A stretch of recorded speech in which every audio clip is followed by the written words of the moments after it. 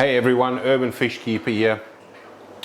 First of all, I want to just say Happy New Year to everybody. I hope you had an awesome New Year and New Year celebrations and spent the time with family and friends. Those of you that celebrated Christmas, I hope you had an awesome Christmas. We had a wonderful Christmas and we had a good New Year. Today I just wanted to go through, and I thought what we'll do is, I'm not going to make a massively long video, but what I wanted to do today was really just reflect on, I guess, 2021, in particular relating to this channel. Now 2021 for all of us was I suppose a challenging year with COVID, and COVID still continues to be a challenge for many of us across the world. But for me, I wanted to just go through what happened around this channel in 2021. So if I go back, this channel started in March of 2021, so it's about 9 months going now. And the idea of the channel was for me to share what I was doing in my fish room, share what I was able to achieve with limited space using smaller aquariums, and then share with you some of the DIY stuff that I do, the stuff that I build. We did some great things. We went through the Madden filters, which I think gets used by so many people across the world.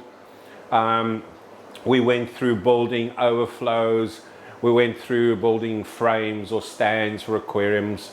We did a fair amount of projects, heating brine shrimp, eggs, and all that kind of stuff. And I really enjoyed the projects. Now, out of all the videos that I did for 2021, the one that by far was viewed by more people than any one of my other videos was the Betta Rack.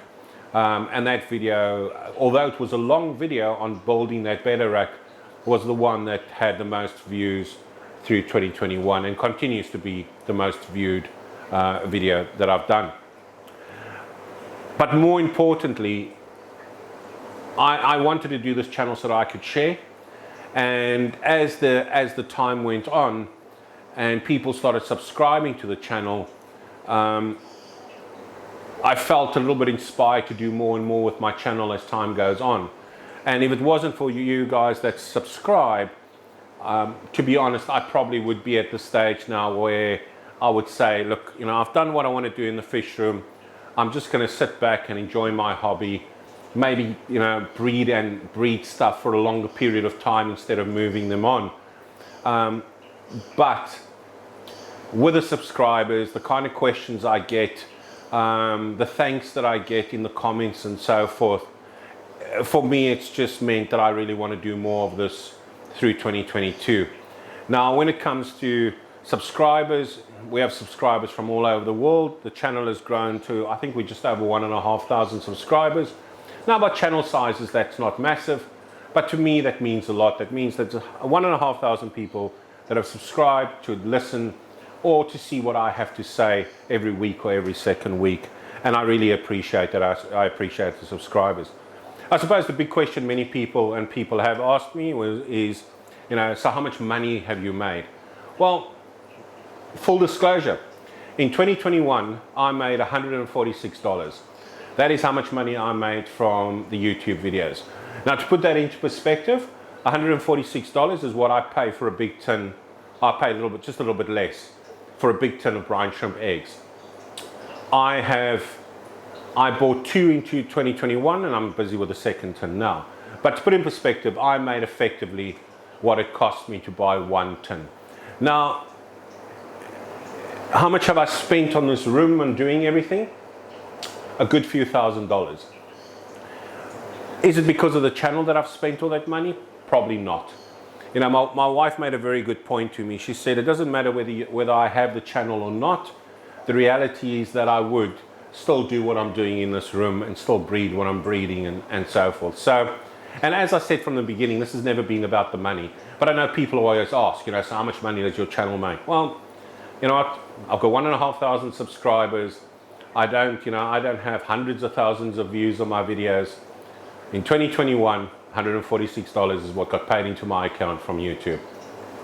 So I'm not retiring based on the success of this channel, that's for sure. When I look back on this fish room and what we've done and what we've bred through 2021, there's been a couple of things where I've gone, you know what, didn't work out quite as planned. You know, I've lost some fish. I've made judgment calls that weren't the right ones at the right time with moving fry and that kind of thing. And you know, after how many years of having experience in breeding various fish, I still make mistakes and I still get it wrong. I just don't call it at the right time or do the right thing at the right time. But you know, you learn from that, and you know, next time I do it with that particular species of fish, I'll know exactly, you know, what to do to prevent that from happening. But the year has been a lot more successful for me than, you know, the 2 or 3 letdowns because something didn't work out right. You know, we were really good. We bred quite a few of the dwarfs. You know, we bred Hongsloi. We bred Vihia. Yeah, I think I bred as well this year. You know, with the blue and black rams we bred the golden rams. You know, the Bracadi we've bred some killifish. Probably went too big on the betters, bred far too many betters. I've given away more betters than I care to think of how many I've given away. I took, you know, to one pet store, I don't know, 40 or something adult females and gave it to them. So betters was probably one of those that I did too many of. The rack 2.0 that I did in 2021, it's still running. It's up behind the camera. Still has the neons in it, still has the little tetras in it. A lot of the little tanks now have embellis, adult embellis in it that I grew up from the embellis that I bred, which is the wild betta. Was there really a good option doing that? I'm not too sure. I think I spent far too much money on that setup for the return, as in, you know, what I could do with the setup and how I could maximize space and breeding and that kind of thing. And I think in 2022 I'm going to have a look at that setup and see if I can utilize those shelves and maybe put longer aquariums on them and probably breed some of the smaller stuff on there as opposed to having these tiny ones. So that's definitely a 2022 thing where we'll have a look and see what the options are available there. But for me in 2021, when it comes to fish and fish breeding, my highlight has to be, without a doubt, for me personally, is the breeding of the discus. Now, not just the breeding of the discus, but successfully artificially rearing the discus. And there's still quite a few of them in this tank here, of those that were artificially reared. And that to me was probably my highlight of the year from a success point of view, because it was one that I really struggled with. I gave up on it at one stage and thought I wasn't going to get it right. Then went back and worked on it again and eventually figured out exactly how to get it working correctly. And once I was able to do that, it was reasonably easy to get everything going. So for me, absolute highlight of my year. Number one, you know, on my list of achievements for 2021 when it comes to this fish room is definitely the artificially rearing the discus. I am really enjoying the marine tank that's over on this side, and that's coming along nicely now. We'll do a bit of an update on that at some stage as well, so you can see where that's at. There's no corals or anything, you know, anemones. It's fish only at the moment, but it's still running well. Made some changes around it. It's got a UV running on there as well now because I had some white spot at one stage that caused a bit of a disaster in the tank and lost 1 or 2 fish because of it.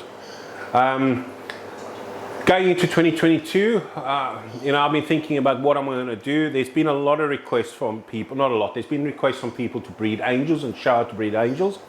And as I've said before, excuse me, angels are one of those that are actually relatively easy to breed. Relatively easy to raise the fry. They don't require, you know, infusoria or small food. You can go on to brine shrimp with them, micro worm, that kind of thing. And they're really easy to get going and easy to get them spawning and get them breeding as well. But there has been a request more on a few occasions around angels. So 2022, definitely we'll get a pair of angels. We'll pop them in one of the bigger tanks and we'll breed those. The other thing about 21 that surprised me was these 20 liters and what we were able to do in these 20 liters. You know, if I reflect back now, for me, if I was setting this up in a garage and I had lots of space, I would probably have gone with 4-foot aquariums on a stand, as opposed to these 20-liter aquariums, which is, you know, 4-foot, I mean not 4-foot, 2-foot aquariums, sorry. And the 2-foot aquariums have got a much bigger water volume, you know, probably 60 liters or something, I'm not too sure exactly, than using these 20 liters. But I've been very impressed in what one can do in these 20 liters and what you can raise in them, provided you follow some basic rules and you do certain things right. So for 2022, we're going to be looking at what else can we breed in these. And my next video coming up, we're going to talk about these guys over here that I've bred in the 20. And there's, I don't want to exaggerate, but there's probably about 50 fry in there swimming with both parents. And I will make a video on that tank and what those are. And there's some tricks around them in such a small aquarium, but we'll go through that. So we're going to do a little bit more breeding in 2022. We'll do some more DIY, build some more stuff. We'll put a little bit more effort into the marines as well, and have a look and see what we're going to do around the marine tank, whether we're going to put in some corals or anemones, or we're going to go any further with that, or whether we're just going to add more fish and then we'll just leave it as a fish only tank. Not too sure about that. I have got one snail in there and a sand sifting starfish, so there are some inverts in there already. But, you know, are we going to go put shrimps and that kind of stuff in there? And then we're going to, you know, the tanks at the top, I've still got quite a fair amount of betters. So those will all go, and we'll start using those top tanks to rear more of the fry and focus on the breeding on this bank here. This tank now has probably 20, maybe 30 garden rye, killifish in it. And they're doing really well and growing really well. I found that the more I have in here, the less there is conflict between the various males, because there's often, I can see there's probably about 4 or 5, probably 4 mature males in there already. But we'll move those on shortly and you know, look at breeding something else. I have got in this tank here, and I'm not too sure whether, you probably can't see it just off camera, it's one of the 20s. I'm just trying to remember the correct term for them. I think they're called Negropenis and Negropinus, probably Negropinus, which is a tiny killifish, stunning. It's black with blue dots on it. And I've got probably only about 10 of them in this aquarium. They don't like heat, they don't like temperature.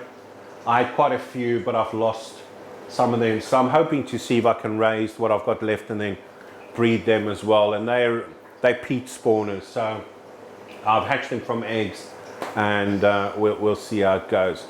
Anyway, guys, that's it. I just wanted to first of all say thank you to everybody for supporting this channel. Thank you to everybody that subscribed.